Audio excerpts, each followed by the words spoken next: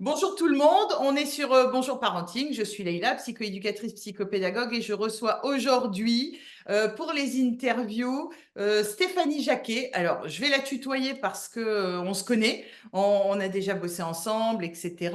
Mais puis en plus, ça serait pas réaliste que je la vous vois. Donc, bienvenue Stéphanie, merci beaucoup d'avoir accepté de faire ces interviews parenting. Ben, sans filtre et sans tabou, j'ai envie de dire. Voilà, tu vas être sincère et c'est ça qu'on veut. Donc, est-ce que tu peux, pour commencer, te présenter un petit peu ce que tu fais dans la vie et puis ta famille, ta structure familiale, etc. Voilà. Bonjour Leïla, merci beaucoup pour ton invitation. Bonjour à toutes et à tous. Donc, je suis Stéphanie Jacquet, donc je suis maman de deux filles, Pauline qui a 12 ans et Manon qui a 6 ans.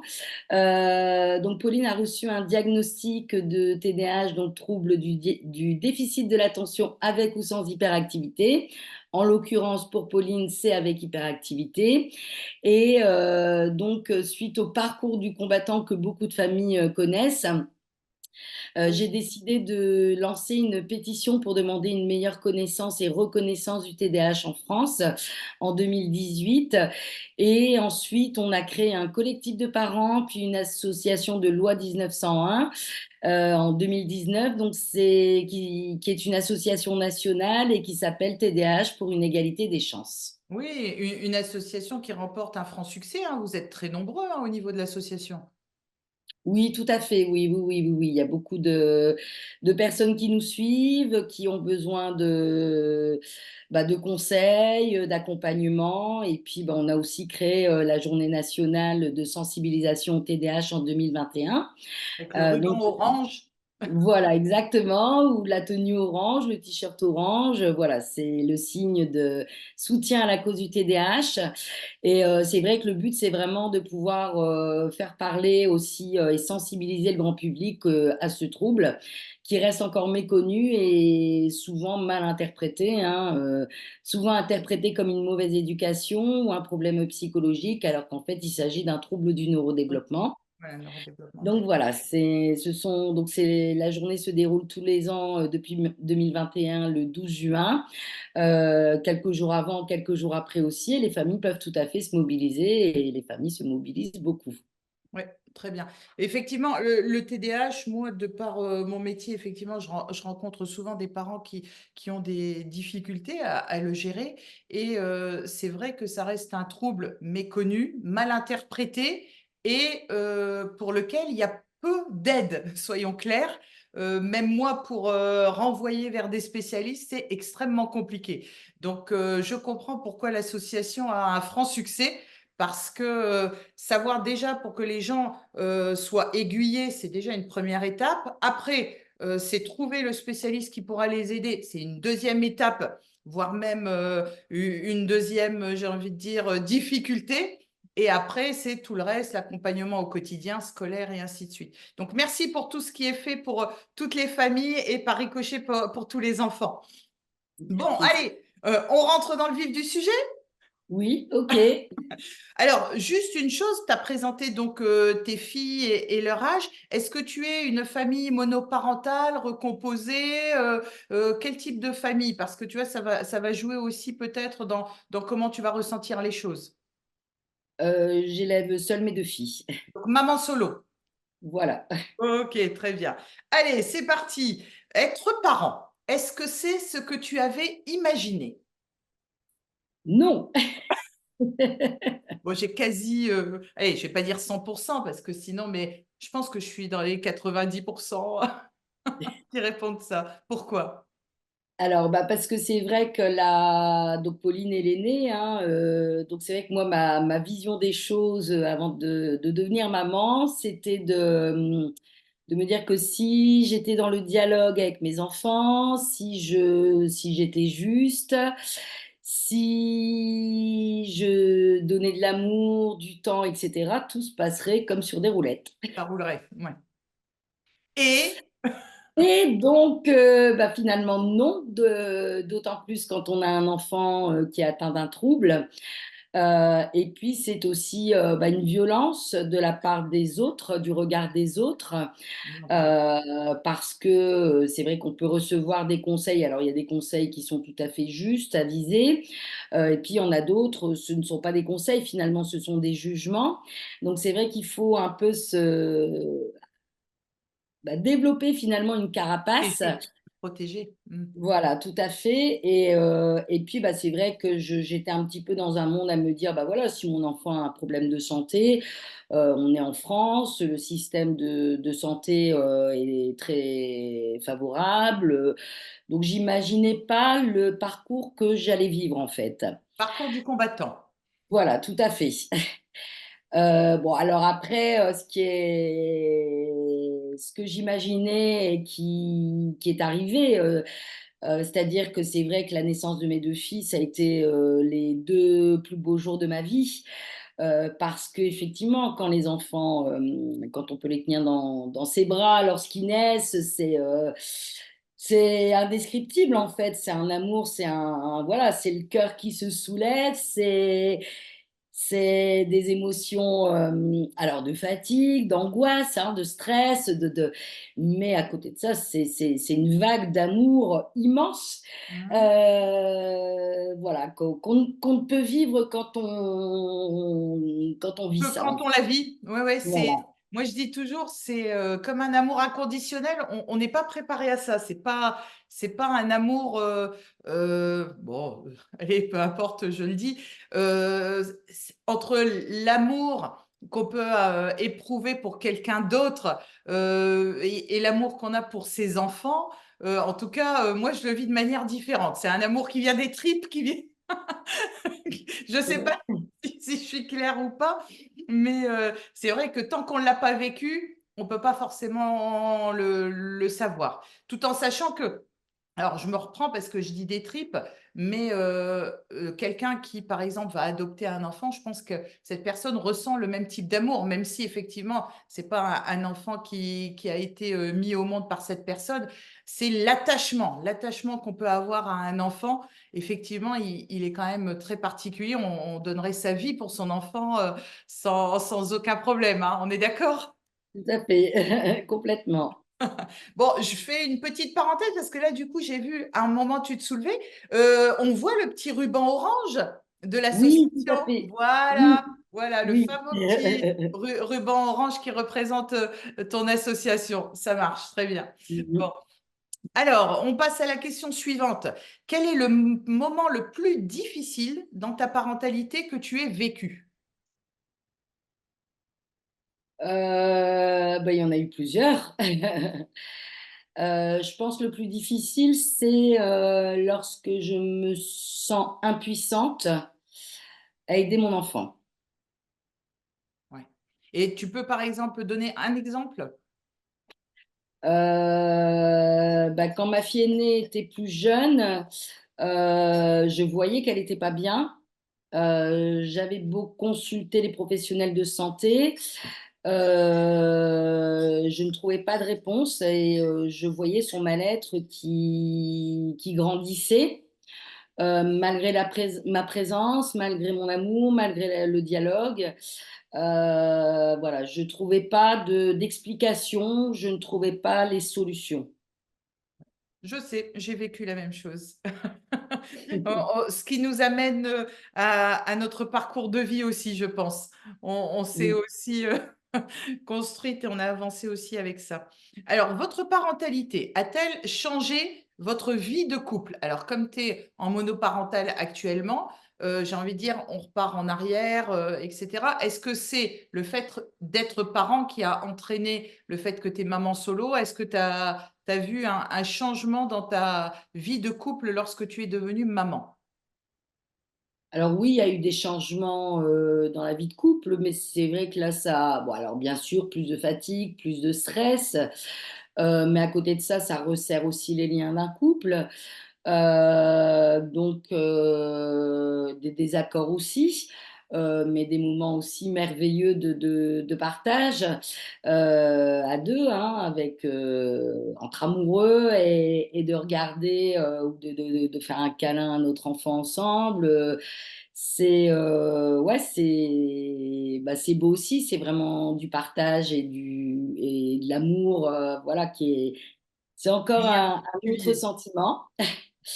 Et puis, non, le fait d'être séparée de mon conjoint, je pense que c'est plutôt la vie qui a fait que on n'avait plus les mêmes attentes, les mêmes projets. Enfin, voilà, Pas c'est. forcément la parentalité. Non, non. Voilà, c'est surtout ça. On va pas rentrer dans ta vie privée non plus. Déjà là, on y rentre. On va pas non plus aller trop loin. En tant que parent, qu'est-ce que tu détestes faire? Le gendarme. La police. Oui. Alors, le gendarme, vas-y, donne-moi des anecdotes. Pourquoi, par exemple? Parce que c'est vrai qu'on peut faire des choses, prendre de son temps et pour faire ou des sorties, des choses comme ça. Et puis, il y a une insatisfaction qui finalement, enfin, voilà, comme j'explique, moi quand j'étais petite, je faisais presque pas de sortie avec mes parents. Quand mes parents disaient on s'en va, ben, on bronchait pas. Et là, en fait, je me rends compte que le fait de donner beaucoup à ses enfants leur donne aussi le sentiment, l'envie d'en demander toujours plus. Et alors après, charge à moi d'être plus ferme et de tenir ma fermeté. Et c'est vrai que mais c'est pas dans mon tempérament, donc c'est un peu un travail que je dois faire sur moi et que quand je le fais, tenir aussi la fermeté. Oui, les limites, c'est ça? Voilà, Alors, ensuite, si c'était à refaire, qu'est-ce que tu changerais dans ta parentalité? rien. Rien parce que quand les choses sont là, après il faut, voilà, après il faut assumer. Euh, Et puis après, on trouve des ressources aussi pour être aidé, avec des professionnels qui sont là aussi pour nous aider. Et puis un entourage amical aussi qui peut être bénéfique. Et puis voilà, on avance avec nos enfants, on grandit avec nos enfants, on apprend des choses. Même dans les épreuves les plus difficiles, on finit toujours par, même si on a envie de baisser les bras, on finit par se relever, c'est l'essentiel. Donc voilà, rien. À part, voilà, j'avais le rêve d'élever mes enfants avec un compagnon tout au long de l'année, enfin tout au long de la vie plutôt, tout au long de Ah, l'année, c'est ça. oui, oui. La vie, c'est plusieurs années. Voilà. Et puis, non, voilà, quoi, c'est. Qu'est-ce que tu as sacrifié depuis que tu es parent?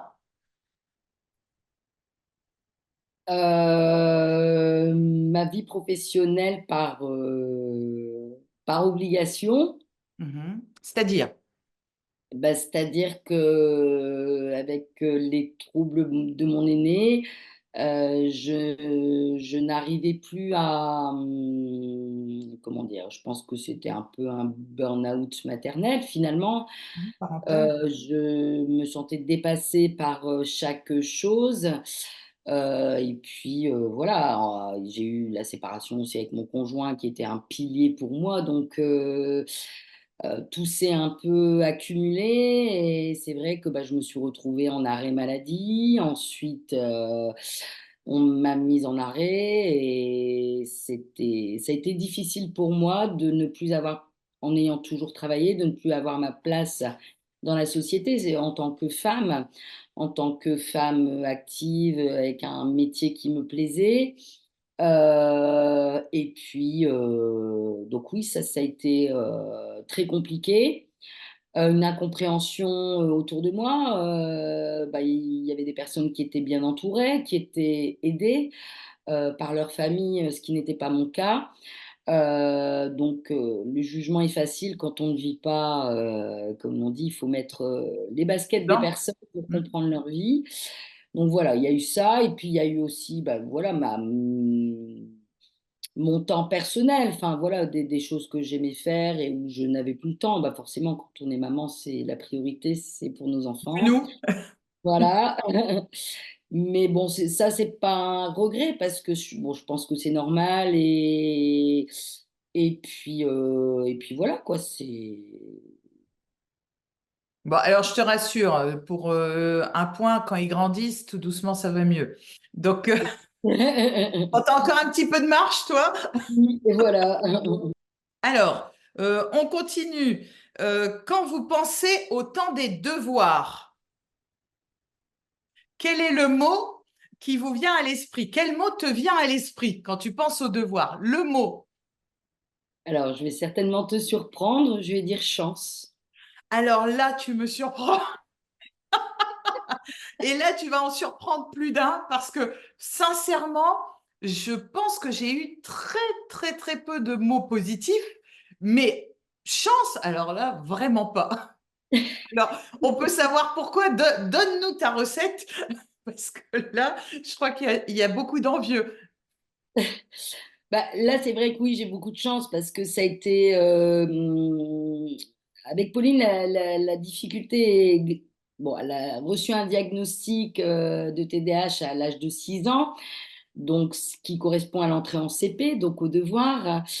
Et le fait d'avoir pu mettre des mots et d'essayer de comprendre sa façon de penser et de vivre les choses qui ne sont pas les miennes m'a permis de m'adapter en fait à son fonctionnement à elle.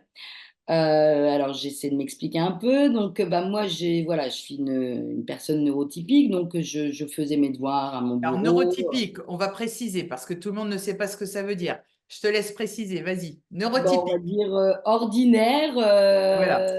Qui a un Voilà, fonctionnement neurologique typique, voilà, voilà. classique, voilà. OK. Et donc c'est vrai que le fait d'avoir ce diagnostic, donc de pouvoir me renseigner et comprendre un peu, hein, même si je ne le vis pas, mais d'essayer de comprendre son fonctionnement, m'a permis de m'adapter. Elle a aussi été force de proposition, c'est-à-dire que sur des devoirs, par exemple, d'épeler des mots, etc., sur les mots de vocabulaire, par exemple, elle le faisait, en fait, on disait qu'elle photographiait Une mémoire les visuelle. mots de vocabulaire avec ses yeux, et puis après, elle les éplait en étant à quatre pattes, en dessous de la table du salon.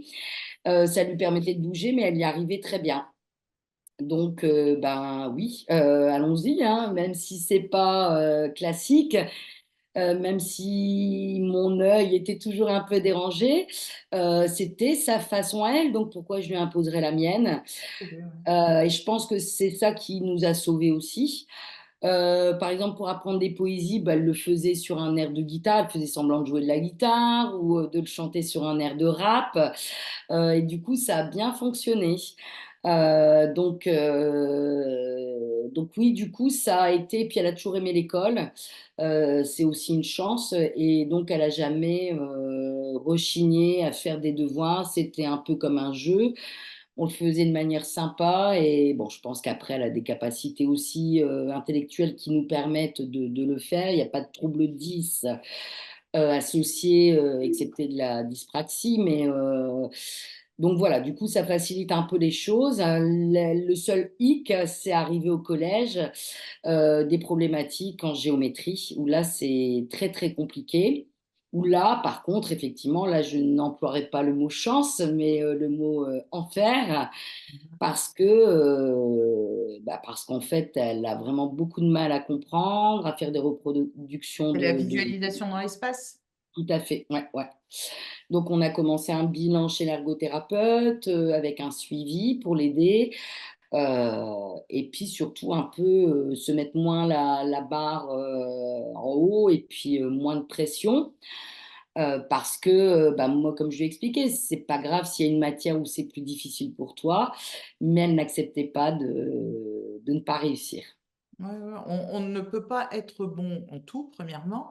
Après, effectivement, on a des fonctionnements qui vont permettre. Moi, je prends toujours l'exemple du sportif, hein, le sportif, tu as des gens qui sont très, très bons en marathon, très bons en saut, très bons pour tout ce qui est purement intellectuel. C'est pareil, hein, on a tous des capacités différentes. L'essentiel, c'est de trouver celle où on se régale et où on arrive à s'épanouir. Et puis après, c'est là que la personne va se sentir bien. Et c'est peut-être là que c'est le plus compliqué parce que dans notre société, en tout cas dans notre culture, hein, moi je parle pour ici, c'est vrai que le côté purement intellectuel et sur certaines matières prime beaucoup.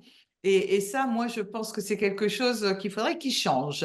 Donc, bon, alors je vais juste faire une petite parenthèse. Tout à l'heure, on a parlé de neurotypique et après, donc, par ricochet, effectivement, les personnes qui n'ont pas un fonctionnement neurologique typique, on appelle ça des personnes neuroatypiques. Comme ça, les gens D'accord, pardon. peuvent avoir, tu sais, je sais que toi tu le sais, mais c'est pour les gens qui nous écoutent peut-être. Quelle est la remarque qui t'a le plus énervé?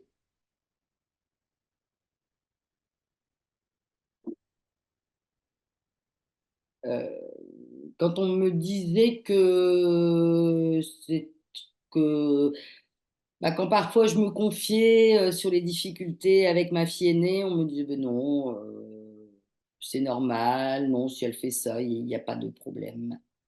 Ça va aller, c'est ça? Mm. Et donc, ils estimaient que c'était toi qui en rajoutais ou bien Voilà. qui n'arrivait pas à gérer, c'est ça? Voilà, tout à fait. Vous ne voyez pas les Non, choses. Tati, elle n'a pas de problème. Et puis par contre, quand ils étaient confrontés un peu plus longtemps au fait de garder ma fille, là, le Ah, discours c'était n'était plus plus le dur, même. Voilà, c'est ça. Parce que du coup, ça veut dire que sur des petites durées, ça ne se voit pas forcément, mais c'est au quotidien que ça va plus se voir? voilà, tout à fait. Ouais, ouais, ouais. Ok, très bien. Donc, par rapport à la remarque qui t'a le plus énervé, donc tu as parlé d'une situation, généralement donc des critiques, j'ai envie de dire. Est-ce que tu peux citer voilà, la petite phrase ou bien ce que tu as souvent entendu ou ce qui t'a le plus énervé? Quand on m'a dit, t'es trop dans la psychologie. Ah, tiens, ok. Et c'était quelqu'un qui faisait quoi comme métier qui te disait ça? Parce que du coup, la nuance, elle est différente en fonction de qui le dit. Donc, C'était quelqu'un de la famille. je me doute. Enfin, je me doute, pas de la famille, mais en tout cas, c'était pas un pro qui devait te dire ça. Non. Ok, d'accord. Ensuite, allez, est-ce que tu peux nous citer, alors ça, des fois, j'ai des pépites, est-ce que tu peux nous citer une honte mémorable? Oui, nous étions à la pharmacie. Ça vient tout de suite, ça vient tout de suite, en tout cas. Ça me revient souvent. On était au comptoir de la pharmacie et puis je ne sais pas pourquoi, ma fille a commencé à dire ma maman, elle pue des pieds. Et il y avait un monde fou à la pharmacie, je ne savais plus où me mettre. Oui, effectivement, en été, je pouvais sentir très mauvais des pieds. Je vais tout savoir,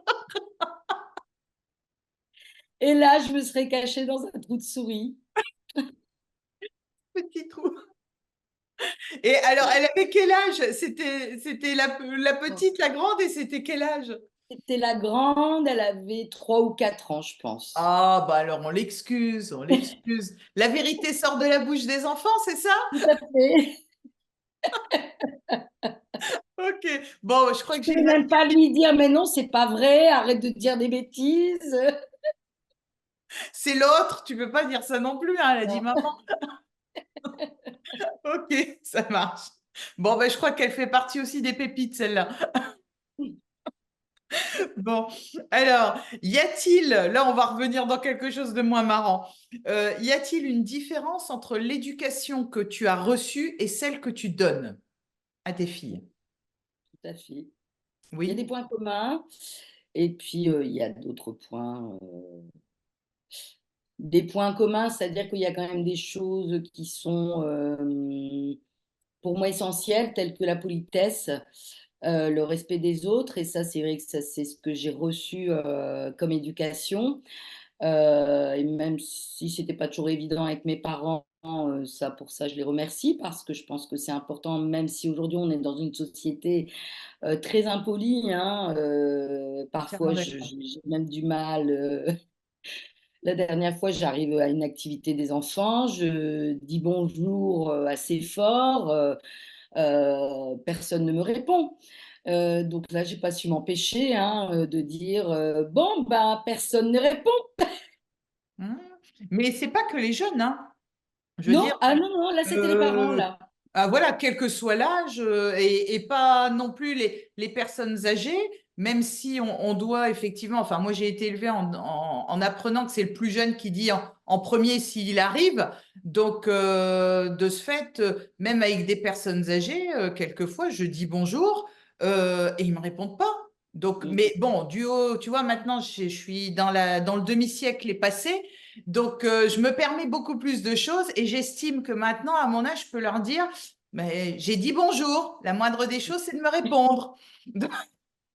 d'accord, donc ça t'arrive aussi Ben ça d'avoir, m'arrive ben, régulièrement, régulièrement. Et mm, moi, je sais qu'avec mes enfants, quand ils étaient plus petits, régulièrement, eux rentraient dans un lieu et disaient bonjour et on leur répondait pas. Et du coup, voilà, j'avais leur regard, tu sais, ils levaient leur tête d'un air de dire, bah, maman, tu vois, tu nous dis de dire bonjour et on nous répond pas. Et de ouais, ce fait, moi, je répondais, parce que j'étais la mère et l'adulte, écoute, toi, au moins, t'es poli. exactement, voilà, tout à fait. Bah, c'est ce que j'allais te dire aussi. Quel exemple peut-on donner à nos enfants quand on leur inculque cette politesse qui n'est même pas respectée par beaucoup, quoi, effectivement. Enfin, Donc, c'est ouais, non, non, mais ça, c'est clair. Donc, du coup, la politesse, ça, c'est ce qui est raccord avec voilà. l'éducation que tu as reçue. Et les différences, c'est quoi alors? Bah, les différences, c'est la tolérance des autres, que chaque profil est différent. C'est aussi, bah, quand on peut aider, c'est la solidarité en fait. Quand on peut aider les autres, bah, on le fait. Heu, Pourquoi ça, c'était pas forcément ce qui t'était inculqué? non, Ok, d'accord. Plus sur la solidarité et la notion de différence. voilà, ouais, ouais, ouais. Ok. Tu penses que c'est Heu, dû à quelque chose de générationnel ou bien c'est plus lié à la personnalité des gens? la personnalité, je pense. Oui. Ok. Ensuite, quel est le mot ou le comportement d'un de vos enfants qui vous a vraiment un jour fait mal au cœur?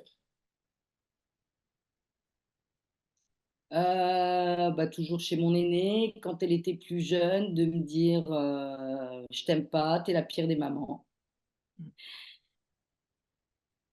Sur le coup, maintenant, je sais ce que ça veut dire. Ça veut tout simplement dire, «Tu m'agaces, je ne suis pas d'accord avec toi, j'ai envie de te faire mal parce que tu m'as refusé quelque chose» ou et et puis, bah, forcément, après mon enfant revenait vers moi, il me disait: «Beh non, c'est pas vrai, je t'aime de tout mon cœur» et mais c'est vrai qu'au début, on se pose la question sur la véracité, de leurs propos.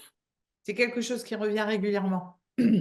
Ouais, Ta réponse, bien sûr. Bon, je pense que, enfin, je pense que j'aurais pas beaucoup de parents qui n'auront pas vécu ce genre de phrase parce que les enfants, voilà, les sortent de manière, voilà, surtout quand c'est lors d'une frustration. Je dis toujours, il faut voir le contexte. Si on est dans une frustration, bon, mais c'est vrai que nous, on l'accueille de manière différente. Par contre, si c'est vraiment lors d'une discussion, lorsque on est posé, lorsque l'enfant se confie, c'est pas du tout le même objectif, le même impact et puis la même, j'ai envie de dire, profondeur. Alors que là, quand c'est dans un cadre de frustration, bon. Bon, c'est pas pareil, hein, ça n'a rien à voir. Mais c'est vrai que nous, on absorbe le truc et ça nous reste, alors que eux, 2 minutes après, c'est déjà oublié. On passe à autre chose. Donc, tu rejoins beaucoup de parents. Alors, ensuite, là, on arrive tout doucement vers la fin. Quel est ou était le point de désaccord éducatif régulier avec ton conjoint? La sécurité. Ah, Euh, C'est-à-dire que j'ai mon ex-conjoint qui n'avait pas la même culture que moi. Moi, j'étais fort axée sur la sécurité, peut-être trop, et lui était très laxiste. Donc, c'est-à-dire que si on se promenait, il fallait que mon enfant me donne la main. Il fallait surtout bien l'attacher, pas démarrer la voiture avant que la ceinture de sécurité soit mise. Et puis, ce qui n'était pas son cas, forcément. Donc là, on s'est beaucoup fâchés. Voilà. Après, à côté de ça, il me disait que je devais faire confiance à ma fille, par exemple, pour préparer à manger, m'aider à préparer à manger. Moi, j'avais peur des couteaux, etc. Donc, ça m'a fait du bien aussi nos différences parce juste que du coup, milieu. j'étais plus confiante. Et aujourd'hui, je la laisse cuisiner alors que lui, il n'ose pas la laisser cuisiner. Et il explique ça comment, À alors, au niveau de la l'envers, cohérence? parce qu'elle s'est blessée une fois et puis qu'il n'a pas le temps. Bon, écoute, on n'est pas là pour faire son procès, hein. Non. Ok. Alors, en tant que parent, quelle est la pire chose à laquelle tu es pensé? Alors, j'ai pensé à partir, Hmm. à quitter la vie parce que j'étais épuisée émotionnellement, physiquement, moralement, et que j'avais beau chercher des solutions, je n'en trouvais pas. Et je pense que beaucoup de parents traversent ça, Exactement. notamment quand on a des enfants, je pense, à besoins spécifiques, avec des troubles, des maladies, des choses comme ça. Il y a beaucoup de choses qui sont lourdes. On a aussi une double peine de la non prise en charge, non reconnaissance, etc., l'errance de diagnostic. Et donc oui, j'étais vraiment, vraiment épuisée, j'en suis pas fière, mais je ne trouvais pas de solution et je me disais, ça va jamais s'arrêter. Hmm. Heureusement, je ne suis pas passée à l'acte. Et c'est pour ça qu'il faut toujours garder espoir parce qu'on finit toujours par trouver des solutions. Et aujourd'hui, voilà, je me dis ça aurait été vraiment du gâchis parce que j'ai deux merveilleuses filles. Je pense que dans le cadre de mon association, je fais avancer des choses à petits pas, mais je pense que je suis utile à la société pour pas être, enfin voilà, je ne vais pas paraître prétentieuse, mais voilà, Mais bien sûr, c'est une brique à l'édifice. donc voilà, ouais, c'est ça, c'est ma petite pierre. Et donc je pense que ça aurait été dommage de passer à côté de ça. Donc je pense qu'on trouve tous notre chemin. Euh, Ça prend du temps, parfois, souvent, mais au final, à force de se battre, on finit par trouver des solutions et avoir des belles choses. Hmm. Alors, cette question, c'est une question dure, mais je l'ai posée parce que c'est une question qui est souvent occultée alors qu'en fait, elle est primordiale. Elle est primordiale et au niveau des réponses que j'ai eu très souvent des réponses avec le mot partir. Partir, que ce soit partir disparaître ou bien partir quitter le foyer, disparaître sous une forme, j'ai envie de dire, plus concrète. Mais effectivement, l'objectif de ces interviews, c'est vraiment, tu vois, toutes ces questions, elles sont là, et celle-ci encore plus parce que c'est une des plus intimes et des plus dures, elles sont là pour déculpabiliser et puis pour donner de l'espoir. Parce que à longueur de journée, c'est ce que je t'expliquais quand je t'ai demandé si tu étais d'accord pour témoigner de manière non anonyme, c'est que les parents que je reçois au cabinet, je les déculpabilise en permanence. Si ils sont au cabinet, c'est que c'est des bons parents. Je leur dis déjà, vous êtes déjà des bons parents. Vous faites la démarche, vous venez voir quelqu'un. vous êtes forcément un bon parent. Alors, on fait tous des erreurs, ça, c'est pas un problème.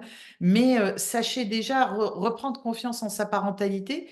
Et quelquefois, tu vois, avoir ce genre de pensée fait que les parents pensent qu'ils sont vraiment de très, très mauvais parents. Et de ce fait, ça leur fait perdre espoir, ça leur fait perdre aussi confiance dans leur capacité. Et après, c'est voilà, c'est l'enchaînement qui fait que l'enfant, lorsqu'il a un parent qui n'a pas confiance en lui en tant que parent, en tant qu'adulte et ainsi de suite, forcément pour lui, ça va être quelque chose de négatif aussi par ricochet, puisque l'enfant se construit aussi à travers le parent et vice-versa d'ailleurs, hein.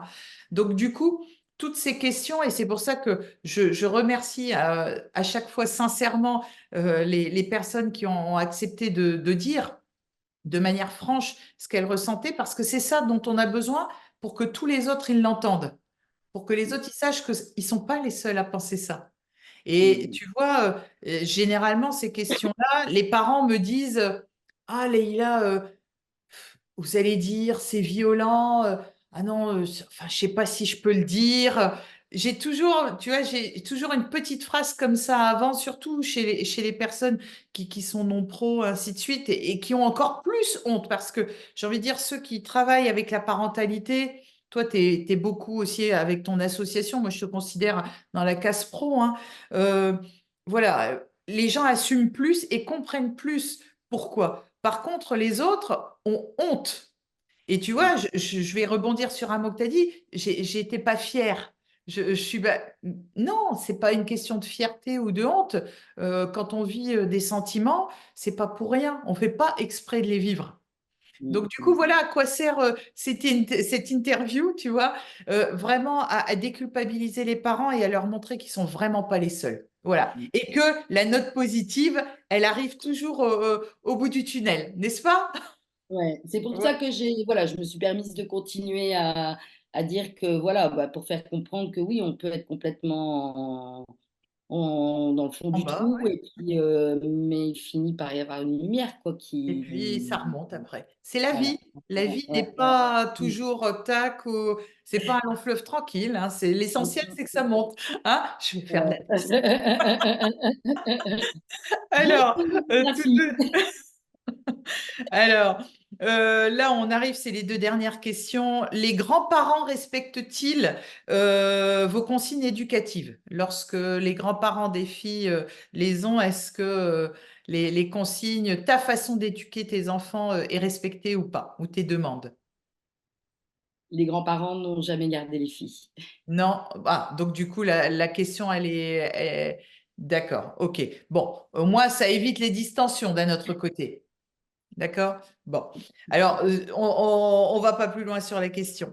Donc, le mot de la fin. Quel mot résumerait ta parentalité? Un seul. Alors, je fais plus de Amour, amour. Allez, je te laisse leur dire, j'ai parlé en même temps.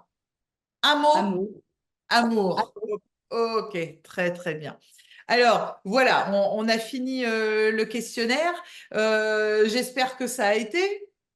Oui, oui, oui, bah, c'est des questions très personnelles, mais je pense que c'est important aussi de pouvoir bah, les partager quand voilà, quoi, quand on a un petit peu de recul, je dirais, sur la parentalité. Voilà, j'allais justement te dire qu'est-ce que tu as pensé des questions, parce que je reprécise, il y a deux types d'interviews. Il y a celles qui sont faites de manière audio, où là, effectivement, c'est complètement anonymisé et les gens ont les questions auparavant parce que bon, ça les rassure.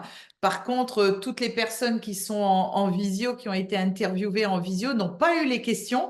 Et pour les moments, les questions pour le moment, les questions n'ont pas encore été diffusées. Donc là, on est d'accord, tu as complètement découvert les questions.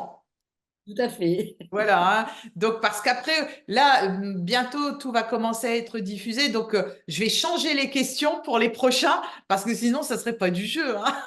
Parce que le côté voilà, sincère, honnête devait primer. Donc, du coup, voilà, au niveau des questions, effectivement, elles sont quand même un peu personnelles parce qu'on a besoin d'avoir ce côté sincérité, et la sincérité, elle vient par tout ce qui est personnel. Dernière petite question, mais là, c'est out de la liste. Pourquoi tu as accepté de répondre? Bah parce que ça fait longtemps qu'on se connaît maintenant, Leïla, que je trouve que tu es une professionnelle vraiment formidable, impliquée et qui aide vraiment les familles qui ont vraiment besoin, parce qu'il ne faut pas rester seul, Voilà. et que je te fais confiance. Je sais que tu veux faire avancer aussi les choses sur la parentalité, sur plein d'autres sujets. Et je trouvais que c'était une jolie idée. Et voilà, quand tu m'as proposé, bah, je t'ai tout de suite dit oui parce que je te fais confiance. Je sais que tu fais des choses très professionnelles et pour faire avancer les choses.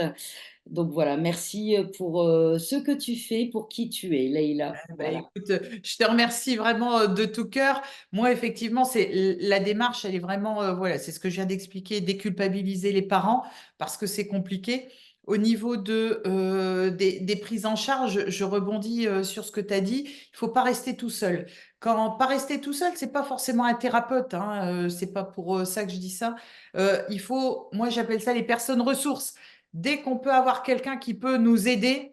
Moi-même, hein, tu le sais, hein, tu connais mon histoire aussi, c'est pas pour rien que je fais ce métier-là aussi. Il faut savoir accepter des mains tendues, que ce soit de la famille, que ce soit des amis, et il faut pas hésiter non plus à en demander si elles viennent pas de manière spontanée, parce que quand on est seul, c'est bien plus compliqué, et quelquefois, effectivement, on a besoin après de plus, peut-être d'un thérapeute parce que lui va avoir une expertise particulière, va pouvoir orienter, va pouvoir aider le parent ou l'enfant.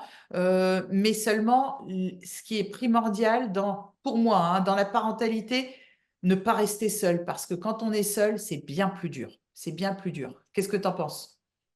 Oui, complètement, parce que c'est vrai qu'on, et encore plus quand on élève seul ses enfants, bon, c'est vrai qu'après, j'échange hein, avec le papa, mais, et puis qui, voilà, qui prend sa garde le week-end. Mais c'est vrai que parfois, bah, sur des décisions, sur des modalités, bon, tout à l'heure, je parlais de manque de fermeté. J'ai pu me retrouver perdue, me dire bah, est-ce que je suis trop dure, est-ce que je ne le suis pas assez. Et c'est vrai que le fait d'être accompagnée par un thérapeute, ça permet aussi voilà, d'être coaché de temps en temps, de savoir si on est dans le vrai, dans le faux, et de... Alors ça n'a rien à voir avec un compagnon, hein, mais oui, c'est quelqu'un qui connaît les choses, qui peut nous conseiller et nous tenir, nous aider à tenir bon. Mhm. Non, mais Effectivement, ouais, je te rejoins complètement.